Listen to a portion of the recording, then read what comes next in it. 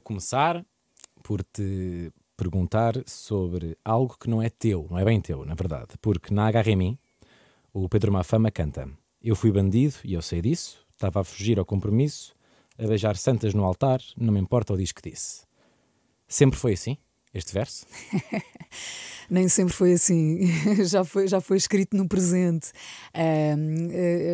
Esta história já foi de desencontro e depois resultou numa história feliz, e por isso é que essa parte da letra foi refeita e escrita no passado. Ou seja, já foi.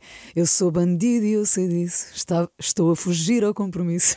E agora eu fui bandido e eu sei disso. E como é que tu lidaste com o facto de ele escrever assim, no início? Mas, ou seja, vocês já estavam juntos quando ele escreveu no presente?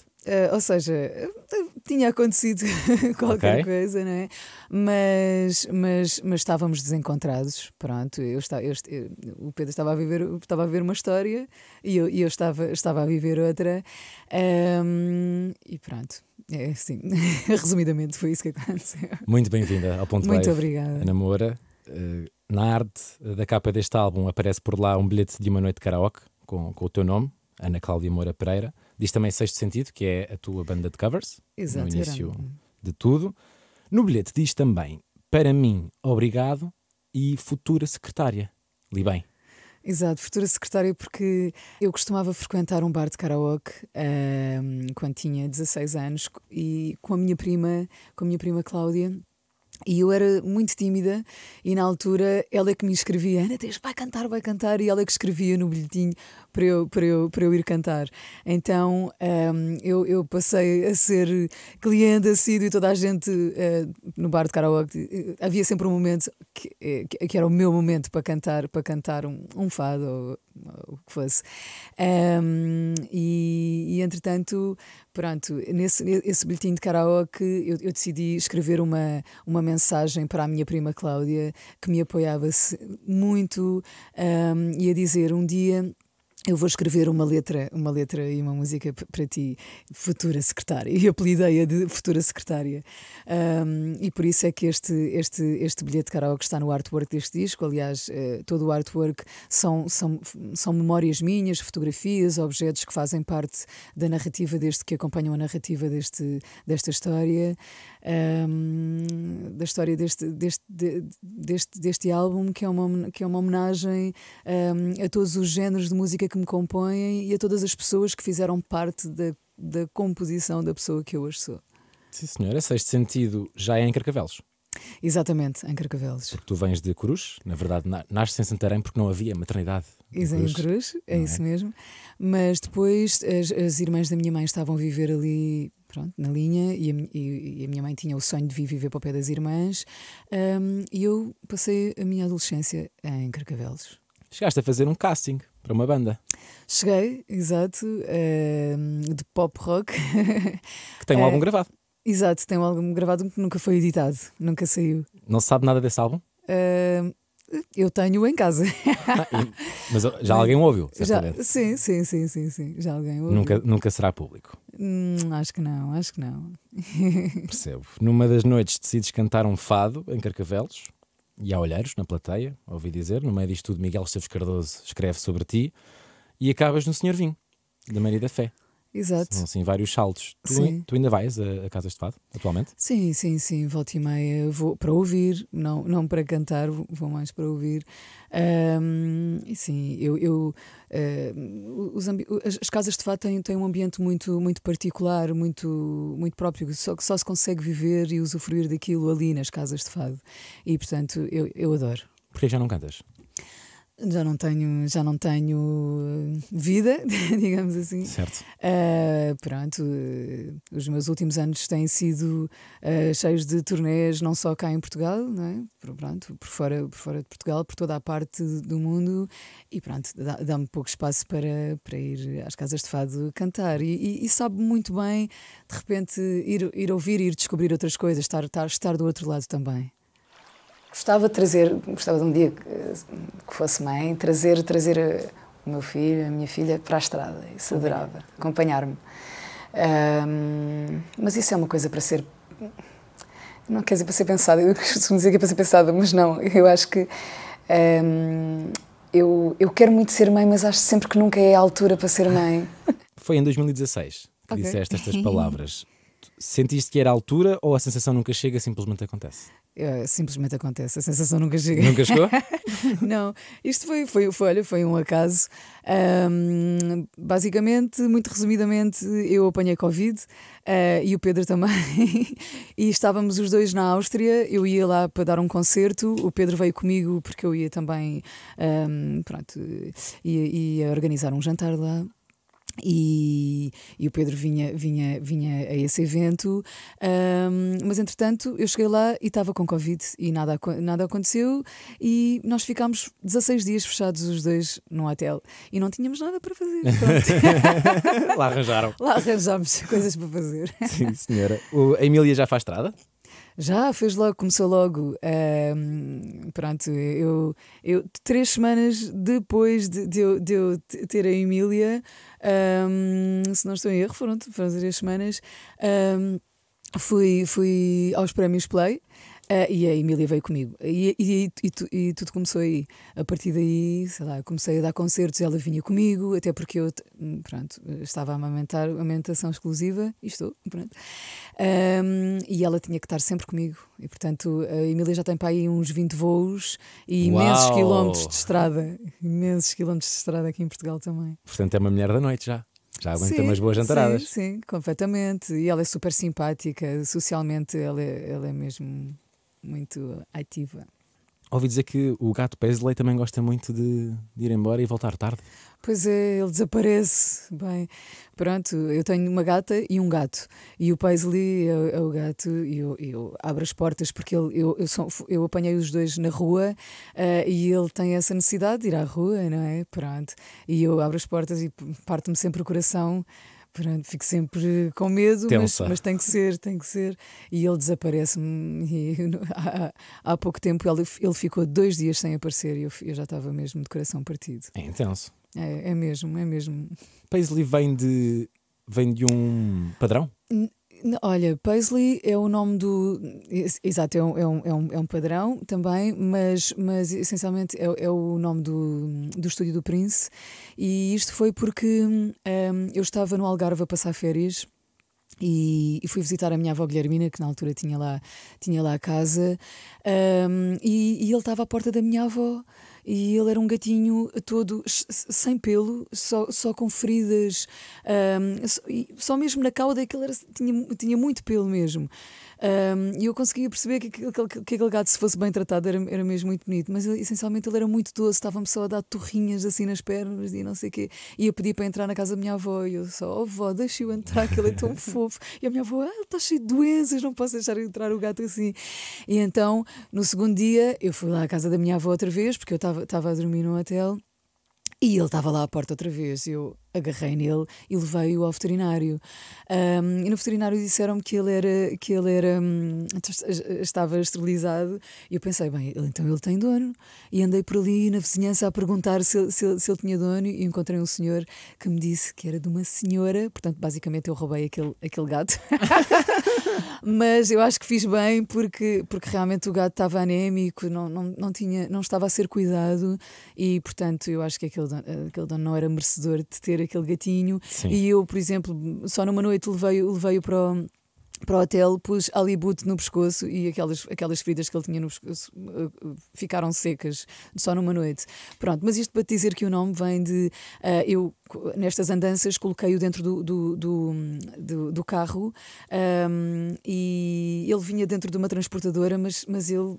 Pronto, não, era um gato de rua, não estava habituado, e ele rebentou com a porta da transportadora e ficou solto no carro e veio assim com as patas para o rádio e pôs o rádio a tocar e começou a dar Prince. Não. E eu estava com a minha mãe ao lado e a minha mãe disse assim: Uau, fogo, isto é uma mensagem para ti. Incrível. E sim, por isso é que eu apelidei-o de Paisley. Já que falámos em Paisley e em noitadas de Emília e de gatos, porquê só 5 minutos na Mussulo? Olha, eu tentei levar o Prince à discoteca Mussulo, mas pronto, aquilo, a discoteca não tinha, ou seja, aquilo tem umas escadas, Sim. não é? Eu não sei se ainda existe a discoteca. Eu acho que sim, eu acho que atualmente Ok. é nas docas, correto? É ali na zona. Não era aí. Eu tinha ideia que é atualmente a Cristal, mas se calhar estou a confundir. Ok. Pronto, aquilo tinha umas escadas e era assim basicamente numa cave. E pronto, e de repente as pessoas começaram-se a perceber que o Prince estava ali, que ele estava mesmo muito cheio, e os seguranças ficaram assim um bocadinho aflitos e tivemos que sair. Pronto, ficámos lá 5 minutos. Nem beberam um copo. Nem tivemos tempo de beber um copo, não. Ainda bem que o Príncipe decidiu comprar uma casa, não é? Acho que é assim que tudo começa. Ele queria comprar uma casa, mas não chegou a comprá-la. Andava à procura de uma casa aqui em Portugal, e andávamos a ver casas e não sei o quê, mas depois ele acabou por não comprar, não. Mas foi nos Estados Unidos que numa casa nova queria ouvir uma exato. música Ok, nova. isso. Sim, ele comprou uma casa em Los Angeles e queria inaugurar a casa com uma música que fosse nova também para ele. E pelos vistos foi a minha música. Pronto, Foi um dos CDs exato. que estava por lá. Exato, estava para lá, talvez que alguém provavelmente lhe terá oferecido, ele também não sabe, não me soube dizer, e pronto, e foi a minha música que inaugurou e começou a partir daí. Estavas no aeroporto quando Raul, o segurança, te ligou? Exato, me ligou. Sim, eu ia viajar e recebi uma chamada cedíssimo, e pronto, e era a segurança do Prince a dizer que o Prince queria falar comigo, e foi pela primeira vez que eu ouvi a voz do Prince. Uau. E que ele ouviu a minha também, e como era muito cedo, a minha voz é grave, mas de manhã a minha voz é mesmo muito grave. Eu lembro-me que era não sei mas 7 da manhã, e eu falei e ele disse: "Wow, your voice is even deeper than mine." Foram as primeiras palavras do Prince. A Birimbirim do novo álbum, o Casa Guilhermina, é a mesma Birimbirim que cantaste no Carnegie Hall, em Nova Iorque, pouco tempo depois dele falecer? Sim, ou seja, agora tem as mãos do Pedro da Linha, não é? Pronto, e é um interlúdio do disco, e tem uma eletrónica. Na altura eu toquei pronto, com músicos ao vivo. A letra é a mesma. A letra é a mesma, sim, a letra é a mesma. O que é que quer dizer? Ups, pois. Eu não sei, é muito difícil encontrar uma pessoa que fale quimbundo, quer dizer, para mim, não é? Eu já tenho perguntado a alguns angolanos, eu pensava que era sobre a história de um passarinho, mas soube há pouco tempo que não, que A sério? letra, a sério. Como é que lidas com isso? Olha, tenho que aceitar, não é? Mas pronto, é difícil encontrar uma pessoa que fale. A minha bisavó falava umbundo. Sim, mas pronto, não consigo encontrar ninguém que me saiba dizer. Mas eu acho isso incrível. Pois é, E a música é linda de mas eu morrer. adoro a musicalidade É incrível. sim, da língua, porque são línguas. Angola não são dialetos, são línguas. E pronto, tanto do umbundo como do quimbundo é mesmo, são saborosas aquelas palavras. Se calhar é um bocado que os povos nórdicos da Europa sentem quando um fadista vai lá cantar. Pois é, olha, pois é. Muito, muito, muito, muito interessante. Menciono também a homenagem no Jacarandá, neste Casa Guilhermina, também. Suponho que esteja homenagem ao relacionado. Prince, exatamente. Pois, porque ele gostava muito da minha música, mas costumava dizer: um dia ainda hei de ouvir a tua música com um beat. E pronto, e quando eu estava a fazer esta música, disse: vou pôr um beat Kizomba, eu acho que ele vai adorar onde ele estiver. E fizeste tu muito bem. No meio disto tudo, o que é que tu tens contra a cebola? Pá, é desde que eu me conheço como gente, eu nunca gostei de cebola, é uma coisa incrível. E eu adoro comer, só que pareço uma pessoa muito esquisita, porque a cebola está basicamente em quase todas as comidas. Eu pareço uma pessoa esquisita, mas eu se me perguntares se há mais alguma coisa que eu não gosto de mentol também, pronto. Ok. Mas de resto, sim, eu vou a um país assim, completamente diferente, eu gosto de experimentar tudo. Pronto, eu gosto mesmo de comer, mas cebola. Nem refogados. Ai, que horror! Refogados então ainda pior. Imagina, curiosamente, eu até suporto a cebola crua, mas a textura da cebola cozinhada e o cheiro é super enjoativo para mim, esquece. Quero vomitar. Uau, espetacular. Não gostas de cebola, mas ouvi dizer que óleo de fígado de bacalhau já deu jeito. Pois foi, bem, exatamente, em Oslo. Na Noruega. Pois foi. Bem, pronto, eu estava a usar um vestido e o fecho do vestido estragou-se, e era o único recurso que o festival tinha para me, para me ajudar a pôr no fecho do vestido para ele voltar a funcionar, para eu entrar em palco. Não foste a trazer andar a peixe para palco? Olha, eu confesso que mesmo assim aquilo não funcionou e eu fui cantar de calças de ganga, basicamente. Acontece. Pronto, É assim exato. mesmo, mas enrasca. É verdade. É que as aventuras pelo estrangeiro nem sempre correram bem. Tu viste-te a gravar um álbum nos Estados Unidos da América, com produtores conhecidos mundialmente, e a não gostar da experiência. Isto aconteceu, ou seja, não estavas a sentir o álbum que devias estar a gravar naquela altura, até foste cantar um fado para uma casa de banho muito Eu estava a gravar com um produtor de Los Angeles, mas foi cá em Portugal. Foi cá. Sim. Ou seja, eu fui atrás dele a Los Angeles porque queria muito que ele produzisse o meu disco, mas entretanto ele veio para Portugal. E foi aqui que isso aconteceu, sim. Ou seja, a determinada altura eu comecei a sentir uma urgência em gravar um disco novo e fui direta das turnés para o estúdio, sem parar, e fui recebendo músicas de compositores que me foram entregando músicas, mas eu estava a gravar isto e sentia que precisava de descobrir um bocadinho mais de mim, percebes? E de perceber em que lugar é que eu me encontrava na vida, naquele momento, para poder partilhar uma coisa mais honesta com as pessoas, percebes? Eu sentia que estava basicamente a gravar porque tinha que gravar. E entretanto, pronto, eu pedi ao meu manager na altura para parar de marcar concertos, para eu ter tempo de conhecer pessoas, de conhecer e de me deixar apaixonar, de viver experiências que me estimulassem, que me deixassem apaixonada e que me levassem a fazer, por exemplo, este disco que eu acabei por fazer, não é? Onde eu, inclusivamente, me atrevo a escrever letras pela primeira vez, porque até agora eu só tinha feito melodias e depois ia procurar letristas para escrever para essas melodias. E pronto, e foi toda uma aventura este meu disco. Aventura independente. Aventura independente, porque entretanto toda esta história pronto, foi-se desenrolando de uma forma muito, muito bonita para mim, e eu já vinha a sentir que pronto, que queria realizar determinados sonhos, que iam um bocadinho ao desencontro dos sonhos das pessoas com quem eu na altura estava a trabalhar. Portanto, as pessoas estavam a realizar os seus sonhos, mas eu tinha outros, então estávamos ali um bocadinho, e eu estava a sentir esta urgência de querer realizá-los, e achei que estava na hora de eu formar a minha própria equipa e que me ajudasse a realizá-los, e foi por isso que eu me tornei uma artista independente, essencialmente. O fado que tu cantaste nesse momento do estúdio em que estás infeliz, qual foi? Nossa Senhora das Dores, que é o que é o que entra. Exato, é o fado com que eu me despeço neste meu disco.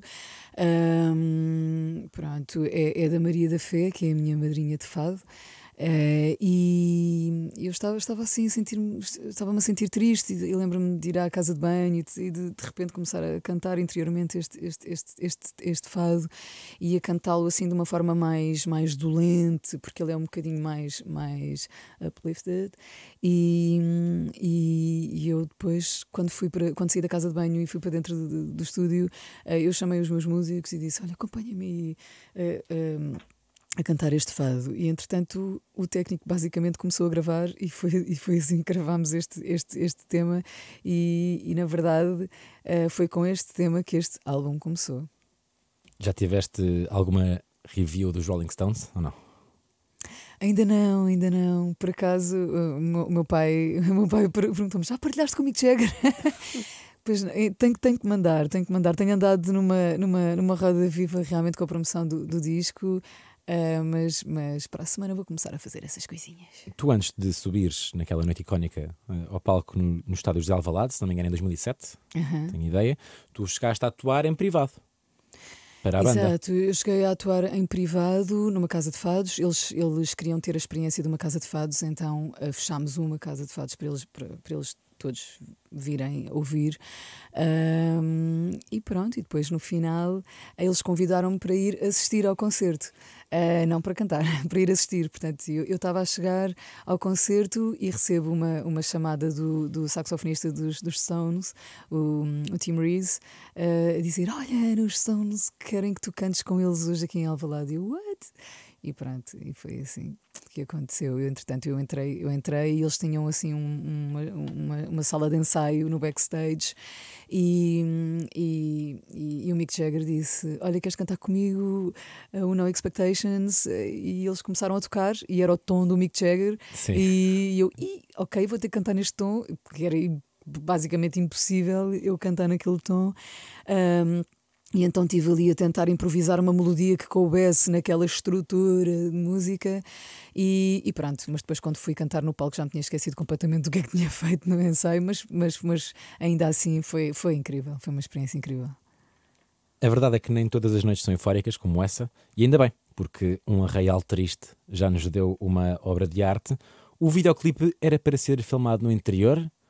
Ou houve uma chuvada? Não, olha, houve uma chuvada e pronto. Eu acho que ainda bem que assim foi, porque ficou muito bonito no interior, ficou incrível. É uma obra de André Sim, Caniços. pois é, do daquelas. André, sim, completamente. Eu, na altura dos Santos, tinha feito ali, na Voz do Operário, um arraial. Na altura as pessoas pensavam que era um concerto meu, mas não, era só um arraial que eu estava a proporcionar com uma programação feita por mim. Convidei alguns músicos para irem lá tocar e alguns DJs. E pronto, aquela noite foi tão bonita e por causa da programação que eu fiz trouxe pessoas tão diversas umas das outras que tentámos reproduzir isso no vídeo também. E eu acho que essa essência está ali, que é das coisas mais bonitas que se sentem neste vídeo também. E a diversidade do vídeo, ou seja, vai do fandango, sei lá, é tão complicado. Os pauliteiros que são pauliteiras também de Miranda, toda a representação. Estás de parabéns, tu e o André também, Canides. suponho. Sim. Que esteja aí com uma imagem muito, muito forte. No meio disto tudo, como é que se desfruta de tanto amor que estás a receber, que eu vejo não só no teu Instagram, mas pessoas aleatórias que estão a partilhar o teu álbum, depois de tanto sucesso que alcançaste? Ou seja, tu notas diferença nos diferentes cenários de felicidade ao longo da tua vida? Consegues notar essa diferença? Sem dúvida, imagina. Opa, como eu te disse, eu escrevi letras e são histórias que são minhas, coisas que eu vivi.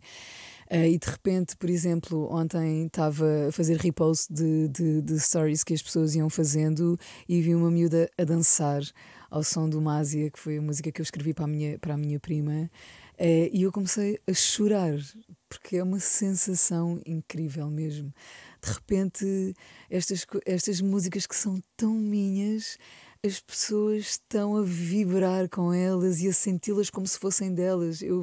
As pessoas escrevem isso, nunca um disco, sei lá, tipo, algumas pessoas, né, escrevem que nunca um disco foi tão delas como este, e este tipo de mensagens é wow, é mesmo overwhelming para mim mesmo. Eu tenho que dizer que o álbum está espetacular, na minha opinião. Obrigada. Estou a ouvir bastante. Gosto muito da corridinha. Ok, uau, boa. Gosto muito, que até agora não estou a ver assim tão partilhada. Pois é. Não está a ser assim dos bangers, diria eu. Pois é. Mas no outro dia, por acaso, houve uma pessoa que partilhou tinha imensa graça, porque foi aquele riff do tic, tic, tic, tic, tic, da parte dessa música, e era basicamente uma coisa que eu desconhecia, tipo um gadget qualquer, que era um coelhinho. Aquilo parecia um giradiscos com um coelhinho em cima que ia assim no chão e só se vê um bebê assim a andar de fraldas atrás do coelhinho. Uau. E esse riff atrás, por acaso foi super cómico essa story. Eu gosto, a letra tem uma mesma vibração que uma ponte. Eu sou mais do hip hop, gosto muito de hip hop pessoalmente, e faz-me lembrar uma dos The Weasel, Bora Lá Fazer a Revolução, que é também a mesma questão de não vai dar segunda-feira. Exato, está sempre a adiar, não é? Sim, terça-feira também não vai dar, quarta ainda menos. Exatamente. Mas está muito bonito. Hoje em dia, como é um dia feliz na tua vida? Um dia feliz na minha vida é acordar, olhar para o berço que está ali ao lado, colado à minha cama, e ver um sorrisão logo de manhã de um bebê super feliz.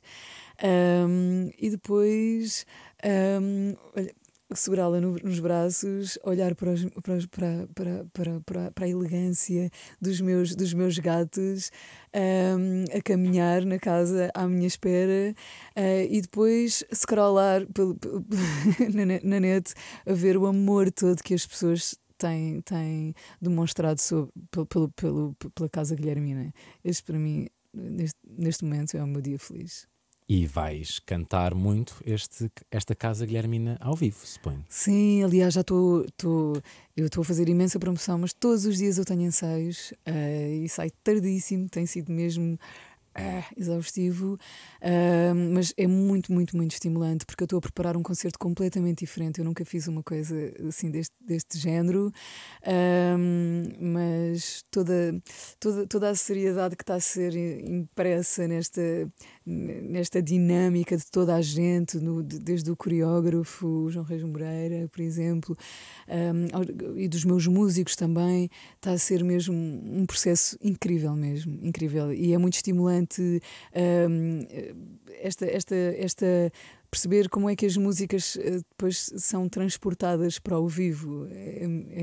É muito estimulante perceber isso. Mencionaste o João Ramos Moreira também. Menciono o Conan Osiris a escrever um fado.